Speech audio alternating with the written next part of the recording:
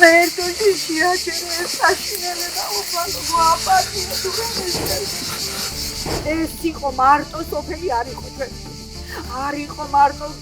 ზაფხულის და რაღაცა დასასვენ ჩვენ არ დაგვისვენია მუშაობდით მივდიოდით სიბერეს აკვაპირები გატარება სიმწრის ფასაცვად აქამდე მოვსული ჩვენ ეს გვინდა აქაურობა გვინდოდა აქ გვინდოდა გამოვკეტავთ კარებს და წავალთ